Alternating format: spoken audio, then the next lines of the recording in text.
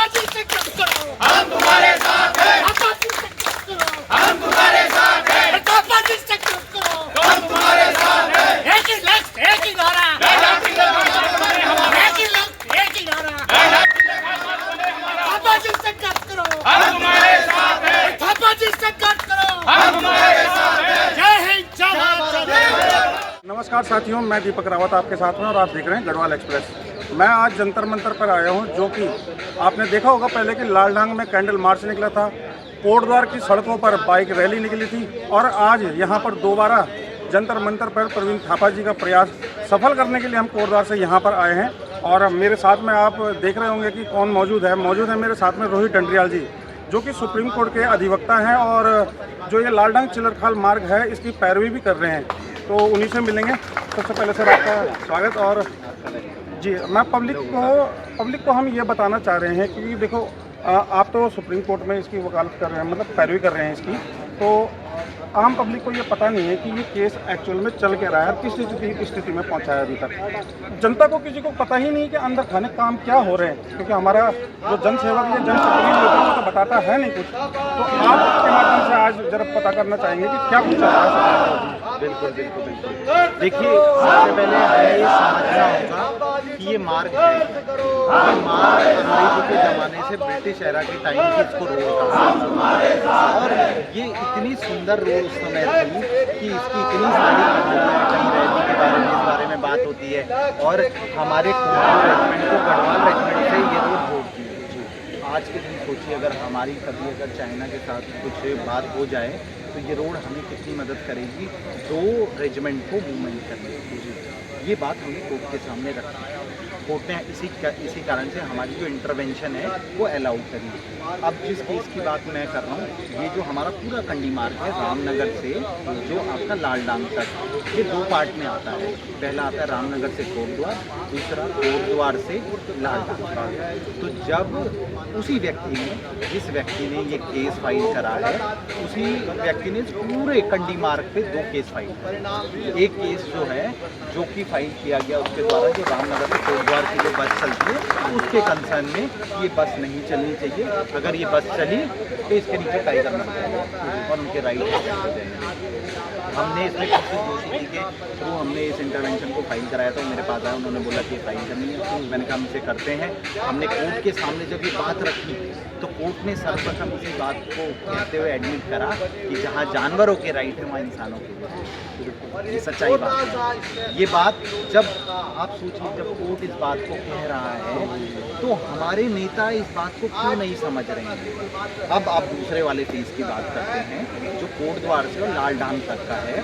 इस रोड पे ट्रैफिक चल रहा था, वहाँ बंद नहीं हुआ। पहली बात, उस रोड को स्मूथ करने का काम चालू जब सरकार कराती है उस समय वही व्यक्ति जिसने वो वाला केस फाइल करा हुआ है उसने उसमें भी एक पेज फंसाते हुए डाल दिया कि यहाँ भी टाइगरों को दिक्कत होगी और आप इसको बंद करें, यहाँ पे कंस्ट्रक्शन मत करें। अब क्योंकि वहाँ पे वो पुल बन रहे थे तो पुल के उसमें उसने कहते हैं कि टाइगरों को पुल पार करने में वहाँ वो फंस जाएंगे, जो उनका नॉर्मल एक बिहेवियर होता है उस मानकों को ये जो पूरा कंस्ट्रक्शन है वो कहीं ना कहीं फुलफिल नहीं करता है। तो इस काम को यहीं पे रोक देना चाहिए। तो सुप्रीम कोर्ट ने इस बात का संज्ञान लेते हुए उस काम को वहीं पे रोक दिया और 2019 के बाद से इस पे कोई काम नहीं हुआ है। जो हम अभी यथास्थिति देख रहे हैं, जिसको हम स्टेटस को कहते हैं, वो मेंटेन है।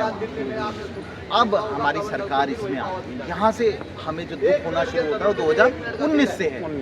देखिए, नेता आए 2017 में, कह गए कि हम आपके लिए रोड बनाएंगे, फिर 22 के लिए आए और क्या कहा कि देखिए रोड बहुत ज़रूरी है, ये हमारे उत्तराखंड को जोड़ती है, इसको तो बनाना बहुत ज़रूरी है। और देखिए, केंद्र में हमारी सरकार है और यहाँ भी हमारी सरकार है, हम तो 5 मिनट में बना देंगे। ट्रिपल इंजन है हर जगह। नगर निगम में भी। अरे मैं तो कह रहा हूँ कि अगर आप एक पत्थर भी उछालोगे तो कहीं ना कहीं केंद्र से चलने वाले कार्यकर्ता के ऊपर ही गिरेगा। कोटद्वार की तो ये स्थिति है, ये सच्चाई है। अगर आप पत्थर उछालिए कोटद्वार में, वो कहीं ना कहीं केंद्र से चलने वाले दल के व्यक्ति के ऊपर गिरेगा और वो कहेगा तुमने कैसे बोल दिया।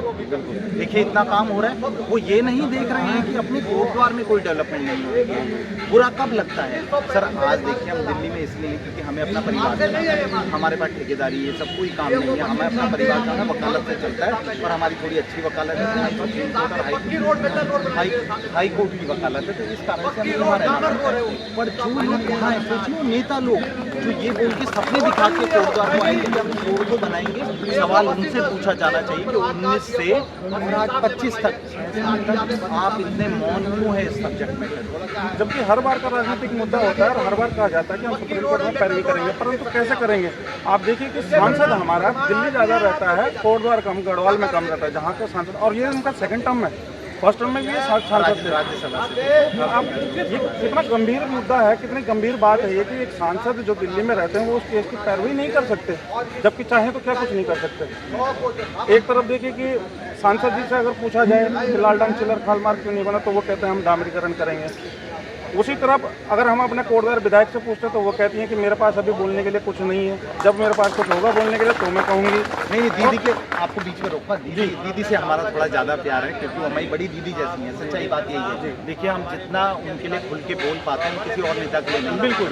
और दीदी बहुत अच्छी है, वो हमेशा हमारी बातों को करके हमारे उन चीज़ों को सुन के कहीं ना कहीं काम भी करती हैं और कहीं ना कहीं हमें उसमें दिखता भी है। तो हमारे लिए वो बड़ी दीदी के समान है। बट हमें दीदी से सिर्फ शिकवा इस बात की है कि दीदी जिस तरीके से आप हेडमास्टरनी का रोल अपने यहाँ विधानसभा में चलाते हैं, वैसी आप इस मार्ग में वकीलों की एक पूरी टीम बनाकर उनके साथ ब्रीफिंग क्यों नहीं कर रहे हैं?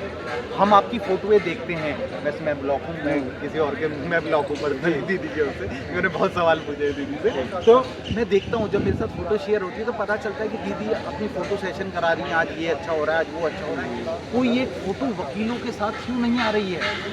क्यों नहीं इस बारे में बात हो रही है कि हम इस तरीके से ये हमारा रोड मैप है, ऐसे करके हम इस काम को करवाने वाले हैं वकीलों के थ्रू? क्यों नहीं बताया जा रहा है? देखिए मैं आपको इतने बढ़िया पॉइंट बता रहा हूँ कि देखिए देश की सिक्योरिटी का मामला हो गया और हमारे वहाँ भूसा जनजाति रहती है, SC ट्राइब्स रहती है, उनके लिए कितना फ़ायदेमंद वो रोड है। क्या उनके आर्टिकल 21 के, जिसको हम राइट टू लाइफ कहते हैं, क्या वो नहीं है उनके पास? आप उनके लिए क्या कर रहे हैं? पर वहाँ पे दीदी मौन रहती है तो हमें बुरा लगता है। और सांसद जी से हमारी शिकवा इसलिए है कि आप केंद्र में जो पोस्ट होल्ड करते हैं, आपके लिए तो कोई भी कार्य मुश्किल नहीं है।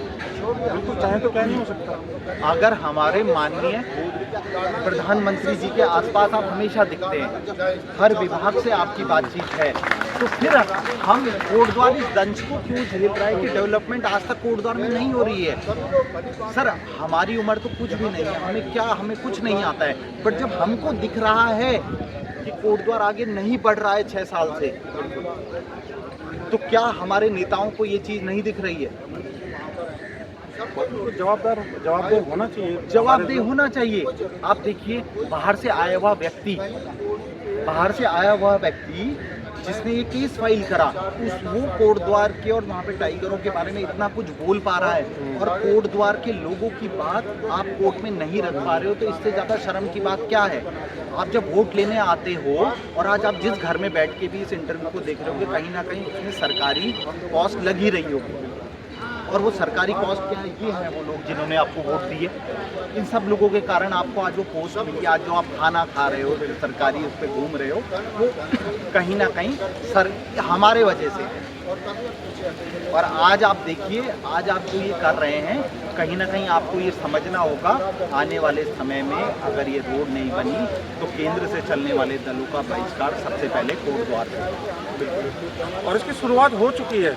अब ये लालडांग चिलर खाल मार्ग जिस कंडीशन में पहुंच गया है, जो जहां पर इसकी आवाज़ उठानी चाहिए थी उस मंच तक आवाज़ पहुंच चुकी है। हालांकि नेशनल मीडिया इसे कवर नहीं करेगा क्योंकि ये बहुत छोटा मुद्दा है शायद उनके लिए, लेकिन उस आम पब्लिक से पूछिए जो आज कोटद्वार छोड़कर 225 किलोमीटर दूर यहाँ पर जंतर मंतर में धरना देने आई है, यहाँ सड़कों पर बैठ के प्रोटेस्ट कर रही है और कह रही है कि लालडांग चिलर खाल मार्ग बना के दो हमें। ये हमारी लाइफलाइन है जो 2 कमिश्नरों को जोड़ता है, गढ़वाल और कुमाऊं। तो चलिए, थैंक यू सर, बारिश हो चुकी है। हाँ, पर हम नहीं हटने वाले। जी, हम हटेंगे नहीं, हम डटे रहेंगे।